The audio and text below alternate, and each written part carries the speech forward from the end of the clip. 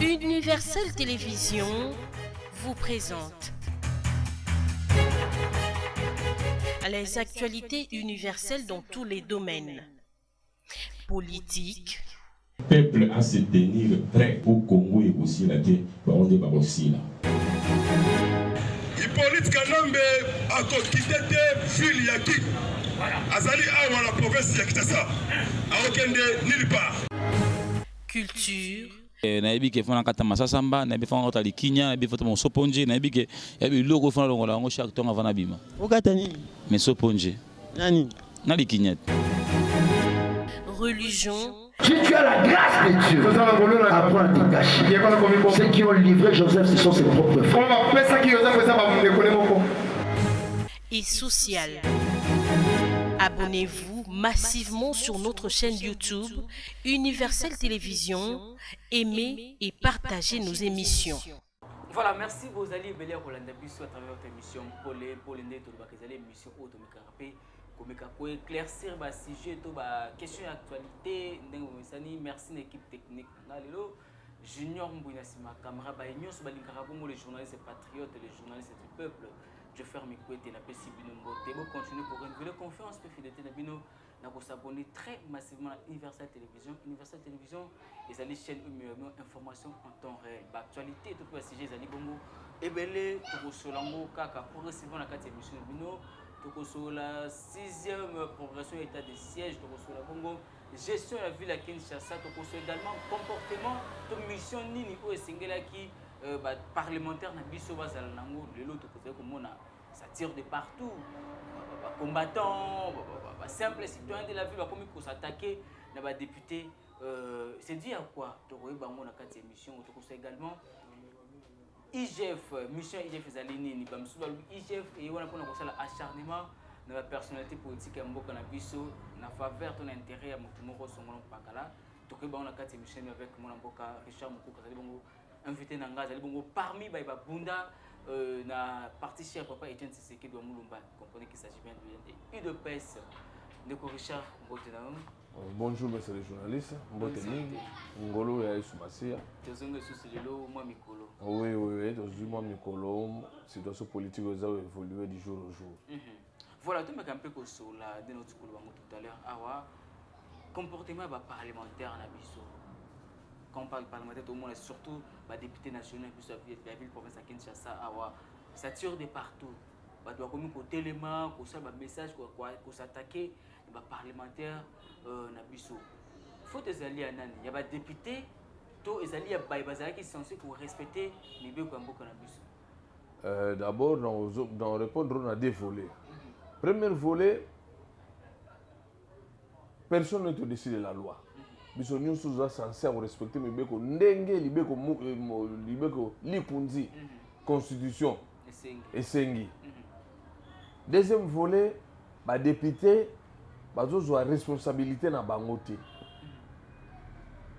Bazo bosana rôle na bango ba député ke baza wana pona ko sala mibeko pona ko contrôler gouvernement. Que ce soit gouvernement provincial, que ce soit gouvernement national, il faut pas contrôler yango. Bata la place nini eza ko simbate, place nini baza ko violer mibeko, place nini oyo peuple na contrôle ya ye ensemble que bazo mona que no peuple a se retrouver te. Mais ba o sala ngote. Ba faillir na mission na ba. Ba faillir mais mandé za ya 5 ans peut-être renouvelable biso bazongeli susu na ba législature ko ya wana. Je ne crois pas que les Bakota qui dans la législature ou les Bazaki préparé, je ne crois pas. Parmi Bangwe, est-ce que tu as une population? Eh bien, les députés wanate. À part Oyo, Basara, des ordres, il y a pas il y a Liboma, na assemblée. Basara, les populismes. Mais, député, mon nom, non, Asali. Mobeko moko epesi avantage na population yebi par rapport à mobeko oya sali to moni na honte donc ndenge ba côté là to yebi te na législature oyo ya so ba kozonga susu bongo je ne crois pas mais le biyo ba osa ba populisme na lelo ozo profiter et ko profiter to na ba élection ko ya na faveur ya Fachi parce que la majorité va parlementaire baza ba tu union sacrée. Te peuple amoni déjà ba député mingi na osenga na peuple baba kisamo mayele na bango hein. Ba kolisa ngo par rapport à ba député wana.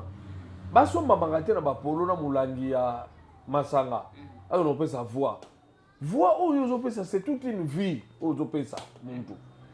Ozozwa muntu na musala. Peuple abosala no ba député wana ba ya oluka engagement ya musala epa na bango.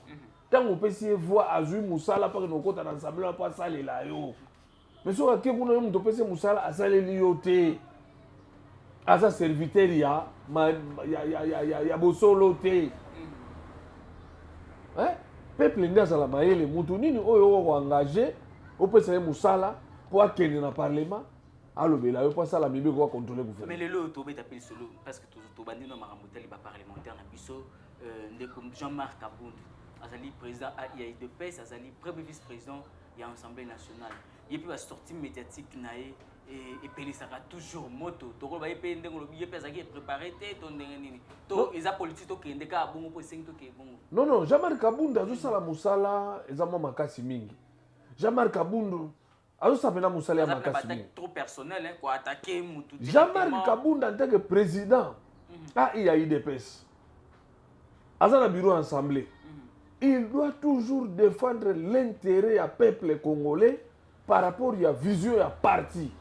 Parce que le parti, Jean-Marc Kabund, n'a pas de parti au pouvoir. Quand il y a un ça ne va pas, Jean-Marc Kabund a commencé à créneau pour aloba, stop, pour notre monde. Moi, sortie chaque sortie médiatique de Jean-Marc Kabund, et ça a des conséquences à cause de l'abima. Abima pas. Donc, il faut abîmer par rapport aux conséquences. Il y a un problème. Il y a Villa Kinshasa. Attaquer gentiment, mais il y a aboutir dans l'autre côté. Mais non, il y a aboutir dans l'autre côté. Il y a un chef d'État qui est protégé. Non. Et ça démarche où il est banni. Et quand, là, je te le dis, quand Jean-Marc Kabund sort dans la tanière du loup pour abattre un massage à la cible. APK kuna bakoki Jantiningo Blambaka te. Mais naebiso déjà des camps kuna kati assemblée provinciale kuna. Naebiso Jean-Marc Kabund abimi na tanière di loup. Abima pas en pambate. Loko la abimi na tanière di loup. Hein? C'est que nyama okoya. Puisque le Jean-Marc Kabund abima qui attaqué qui de Jantiningo Blambaka pour attaquer dans sens carré regarder par rapport à la gestion de la Kinshasa bien sûr. Bah nous sommes au Bakeno Jantiningo Bila a induit ça qui fatine erreur. Ou soit Fatine n'avait pas été bien conseillé par ses conseillers par rapport, excusez-moi pour la tautologie, par rapport à Makambo Italia qui Zando. Depuis Babuka qui Zando, qui ne rien ne marche. Nous sommes allés pour fait, et le chef est mon ami, et par là, tout ça, rétrovisé tout le monde à Makambo Italia, Kabila, les autres continuent, et Natango Fatine. Erreur ba politicien au bazar en fonction basalaga. Les chefs de l'État, asa ami à Moutouté. Boza ba collaborateur na yé na ba domaine songolo.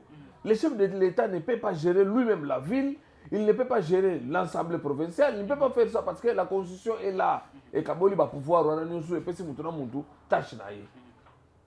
Jantiningo Bila, il n'est pas l'ami du chef de l'État. Otolo bela les amakambo, il y a pouvoir. Toko oyeba na yo, mais c'est les journalistes sur ça la émission. Tata Nzambe a élevé en dignité na komi mokonzi. Si on a tué au pembeni na ngati n'est pas mon ami. Oza collaborateur na ngai. Yo ko sa musala na yo na musala no wana nde ba ko futa yo na ba avantage oyo ozwa. Mais nous sommes pas des amis. Mais bah Zoé bah longue facilement, bah longue bah belé bah gouverner bah quoi mais qu'est-ce qui fait que Jantiningo Blambaka gestion na ezali comme on a mis sur bateau nyonso. Comment est-ce qu'il a failli mandat est comme on a souhaité mais il a déjà failli la gestion de la Kinshasa. Parce que la continuité à Bosoto oh Jantinani ndeko Kimbuta tikaki. Le chef de l'État Azara Mutumoko Azana Mutema Munene. C'est un homme qui a un cœur d'or. Azoratan. Pendant ces temps, bah non. Azoratan na ye. Je crois que Azana ba dossier nyon sou ya Jantiningo Bila na mesa na ye. Et quand il va frapper, quand il va autoriser que Jantiningo Bila par rapport à la procédure normale constitutionnelle à Zalaté. Bon, on a gentil mobile à Zalaté. Mais chef Ayebi, problème à Zandu. Zandu Bandaba Boukamou. Mais Bissomon, on s'est posé 1001 questions. Mais pourquoi maquette mon souci à Sika Zandu et mon année pourquoi Batongina nous en douter? Mais dossier on est à la table et chef de l'État. Mais qui était personnellement, oui, et ça la table na ye. Et tant on a pas passer la marché wana, hein? Beaucoup grand marché, il faut changer structure, il faut changer forme, bah ça les grands marchés. Mais par rapport à la télé, où il va fixer qui nous fait ça, qui kuna na zanto, biso to sala qui est un hôtel de ville. Tout le monde qui n'est solo, qui n'est pas commerçant, wana. Par rapport à la télé, où il faut faire ndimaki, pour accorder gentiment pour le plan musali salé. Au moins que maman n'a pas nous t'as ta casquette ou ni aux anafati. Non. Parce que Kabila t'aime dans n'importe où nous sommes à Congo, mais le quoi ils ont un régime naïe. Ouais. Nous sommes à la télé chapeau. Oui. Il y a ce qu'on appelle les passations des marchés. Balancer offre dans il y a marché. Bazotala, banani yango bazakoya, ba compagnie oyo ozwa offre ya kosala zandu po basala yango. Bazotala. Compagnie oyo ndimama par rapport ya exigence oyo gouvernement na biso eche. Iye mutu akosala zandu wana ekozala validité parce que bato mosusu abongwani. Ake kosala zandu compagnie moko fantôme. Asali compagnie fantôme aye achepe banini mais orke ye kaka muntu baboyaki basala zandu wana muntu asali société wana fantôme po azoli sur marché wana. Non, il faut marcher et salama parce que sur marché salama ndenge mibeko esengi ba vérifier batali compagnie wana batali nde ba recruter batu qui sont des Congolais comme main d'œuvre pour ba dans sala marché ya sikara ba norme nango nyonso. Donc, il y a une procédure où ils ont salima. Voilà, mais on dirait que Koya Fati Lobaki Aye, as président, il y a camp politique, mon côté, président, il y a tribu, mon côté, pour restaurer un état de droit, justement, équitable. Au Salinga Mabé, à tous les constitutions qui sont dans la justice, et qui n'ont pas raison, raison, peu importe le rang social. Mais les gens, on dirait qu'ils ont des victimes, il y a état de droit jusque-là. Les Arabes caméra. IG façon inquiété ba dossier belé les autres bimama na ba acharnement na ko sala mais ba te belé ba zo démériter kaka intouchable. Merci na question tuni nga makamba caméra na oloba on te pisa na mona déjà clôturé. Abima victime ya état de droit te. To landa procès papa. To mona batu bazo sanga na ba million mutazu mbongo achango na taya mona na ye. Hein? Tala au moins il faut que président de la République, chef de l'État. Opposer la question, on va répondre à tampon. Mais c'est quand même la victime qui a été de droit. Justice et Salamaki équitablement. Rendre justice au nom du peuple, au nom du président de la République, condamner Kamer. Asali appelle là, balongoli moi parti au balongola, batigeli 13 ans, batigeli la guerre. Hein? Et ça, bon, le chef de l'État n'a rien à voir. L'état de droit, c'est pour tout le monde. Yo mona yawa ndeko Koffi Olomide. Ba nga ba funda ya. Ba sengi se pardon na makasi na télévision. Aka sengi pardon na makasi na télévision. État de droit parce que alezaki Maman Olive. Maman Olive en tant que citoyenne congolaise, mère de famille, femme mariée, pour biso ça na basa mabala te. Basa mabala baza sacré. Ba collectif avocat na ye bake bafunda ye ami qui dit ça qui aseni pardon je crois que maman na abomeli pe moto hein maman Olive abomeli moto non abomeli moto abomi moto ko fait me dafandi moi tranquille il faut to ye bake état de droit pour na batu tout au moni frère ya IDPS ba beta yuana songi ka Richard ba beta ki ngabongo nazana mbongo ofuta ba avocat te. Tant que nous avons un collectif d'avocats, oui, Maman Olive a fait mais il y a excès des ailes, il y a pouvoir, il y a Augustin Kabouya. Mais ce que c'est excès des ailes, il y a un secrétaire général. Kabouya a bien qui a tindi force du progrès la bino ba beta. Ce qui est excès des ailes. Va forcer à sa vidéo pas démentir. Mais ce va forcer, c'est la personnalité. Ami éviter. Moutazana pouvoir. Yeah! Parce que c'est le même peu bon temps à Kabila. babengi odi kende longola dossier na sinon te boyeboye batali kaka kabuya aza na pouvoir nyama oyo abomaka nguma ezali kaka furumi mais soki otali furumi na moke na ye okominimize ye otali nguma na monene na ye furumi ndeke aliaka furumi ntango ndeke aza vivant mais soki ndeke akufi furumi akumbaka ye amemi na lidusu ake kolia ye. Mais Augustin Kabou alobaka nous sommes les partis au pouvoir. Ce n'est pas un problème, nous sommes au parti au pouvoir. Mais lorsqu'il y a une infraction consommée, la personne qui va commettre une infraction et pas naïe, il doit porter plainte à bonne uniforme. Le gouvernement est en état de droit au côté de pouvoir. Le secrétaire général sera interpellé, jugé. Si la justice va constater que non, il est coupable de la makamo, nous sommes au fond de la haie. Makala. Makala. Est-ce que ça serait possible? Ça sera possible. Ça sera possible. Ça sera. Je suis le secrétaire général à parti politique au pouvoir. On a dit, devant la loi, personne n'est au-dessus de la loi. C'est notre secrétaire général. Attends, secrétaire Nabiso. Mais donc, on tolérer à violer l'état de droit. Parce qu'il y a des cheval de bataille Nabiso. Donc, on tolère, ils sont à violer. Mais chacun dans la loi a coupé en prison 2 ans en prison pour attendre mort prémédité. Alobaki na yeka mettant de coca de Mbakufi, le lo balande les ndeko chacun dans la prison. De la même façon peine de Augustin Kabou Alobaki va pour déranger pouvoir ya Fati. Tous en même prêt à payer ça va combattre Mindu qui peut défendre le pouvoir. Mais Kenda qui a celle qui semble plus ou azongi nyo sopeka ça faut aussi partager. Justice est bien sagui. Moi je ne peux pas me substituer à la place de la justice. Ba ben sagui na procureur na matete. Procureur justice est indépendante. Oh yango mona ekuna batiki. Moi na loba na kota na compte ya ma procureur na ma justice ezate. Odomona. Moi na kota ngo ezate. Parce que il est notre secrétaire général jusqu'à preuve du contraire. Mais moi je dirais que non, tant que nous devons tenir des propos dans la télévision, nous devons avoir cette maîtrise-là communicationnelle, politique, il y a s'adresser à combattants ou à biso. Parce que être secrétaire général ne veut pas dire que non, tu es devenu le Christ ouin. Non. Il faut y avoir que nous pas combattant, nous parce que bato bazolanda bato belo balanda na cité ba appli mayele kutu ta muzuzu denga nazo kanisa ba analyser ba kotala ba luka ba fay ba kobenda donc faut ko yeba ko communiquer vis-à-vis ya ba combattant faut yeba. OK voilà mais là to beteno makambo itali IGF to tsuko ba mwa likolo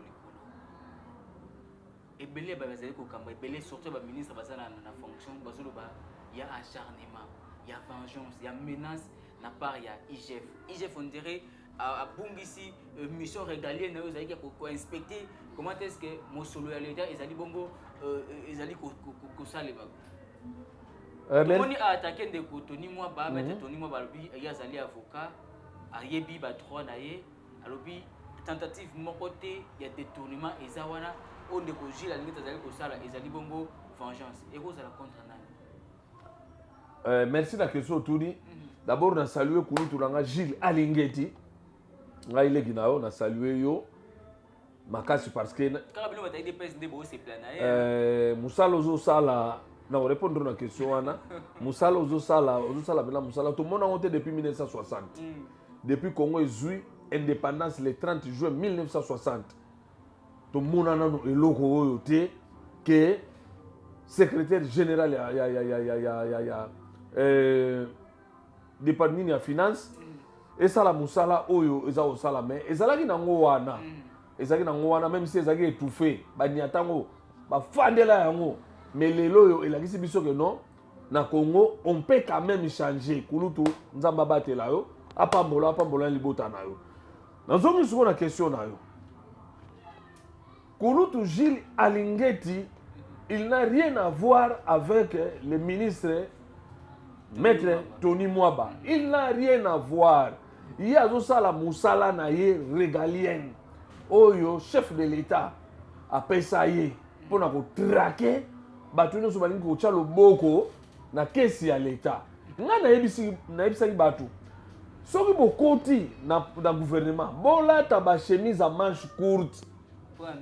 Parce que chemise à manche longue, biloko ezawana ya kolia babuto machete ya pamba ekobebisa yo manche ya chemise ekobebisa yo manche ya chemise olata chemise ya manche courte omona kulutu Jules Alingeti akonstate kaka ke non mbongo wana fale bapesa bato oyo basurveillaki Tenafek ebele bazali bakombata ya UDPS bazwaki basurveillaki Tenafek ke mbongo wana epesama maboko bank ya lobi ke non mbongo wana eza ebele 16 millions wana ekopesama maboko bank te bato wana basala baliste wana bakotisa yango na babanke babengaka bango baya a partir na banque mutu na mutu aza kozwa mbongo na ye komisa barelika oyo ekotikala ezongi na trésor mabe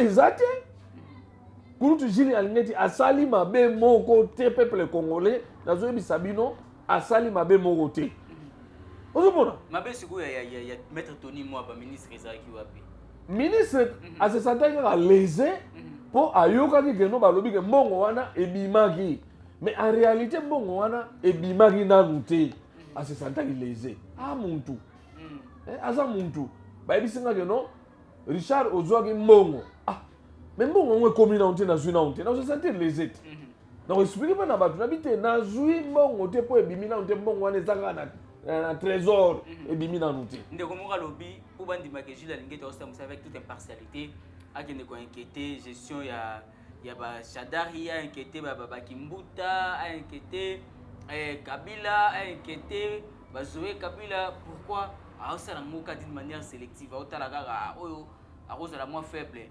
madame Akassa économie l'ancienne ministre ya économie azwa retro commission ya 13 millions ekenda kaka boye était longondo aye kuta zongisi mbongo mais il y avait pas eu de poursuite bato wana batai mulongwa bato oyo kulutu Jules Alingeti akende koinquiété bango ça ne se fait pas comme ça esalamaka bongo te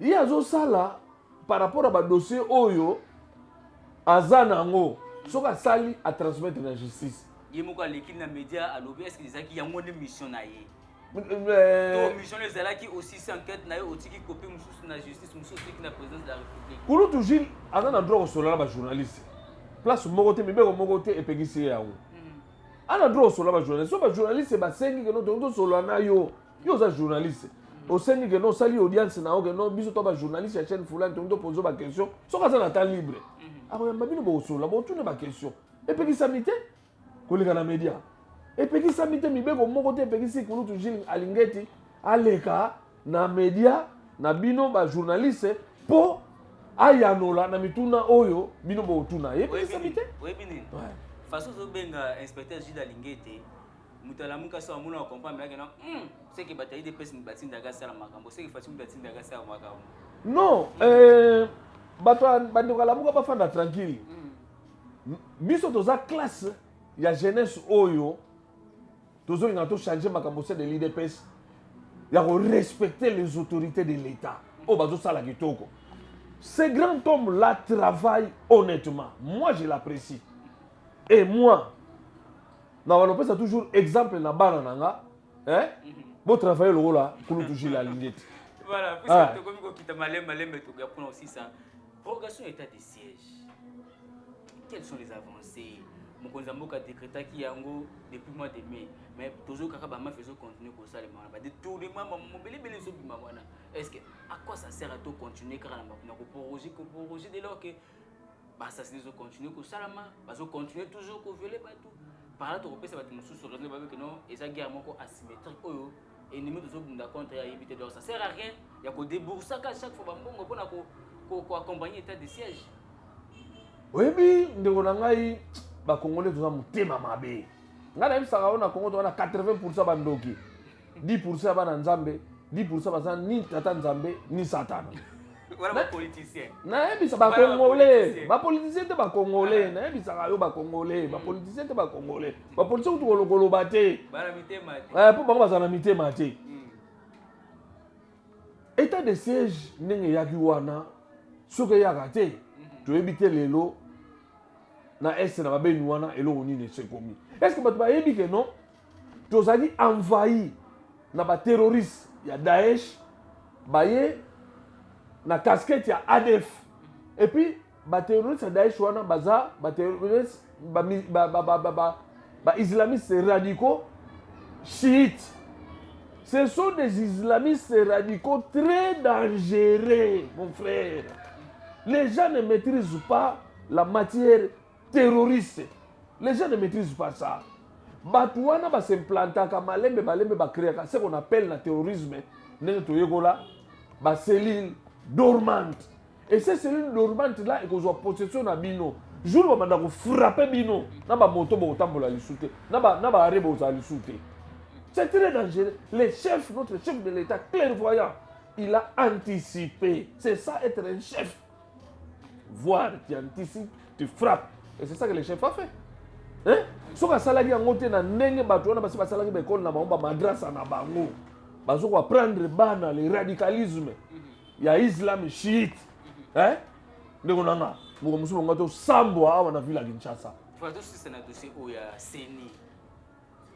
Tosuka wapi lelo oyo mwana mboka Richard natanga Kabila ba que non Kabila zo ba ko gérer Kabila zo ba ko tia kimate mais ça continue l'histoire ne fait que c'est répété CENI makelele o biloko ko kita ti lelo oyo na tableau romona na chambre forte ba tieta mususu 13000 mais okota na kati kuna buba te kamo 18000 19000 mais problème à CENI ba ça mobule ça l'église catholique romaine na ba protestant c'est pas parce que ça ba injonction ko uta na ngambo ya pouvoir en place pour pouvoir zo ka organiser ba élection oyo uzala na faveur de quoi conserver pouvoir na ye non les to vision ya parti politique nous la ka ko za bokonzi ko conserver le plus longtemps que possible non les pas division na ba to ba lobaka ezali ba vision moko machiavélique c'est là il y a une constitution qui détermine les mandats quand le président est en fonction azaka na des mandats point barre sur les partis même de otika na pouvoir.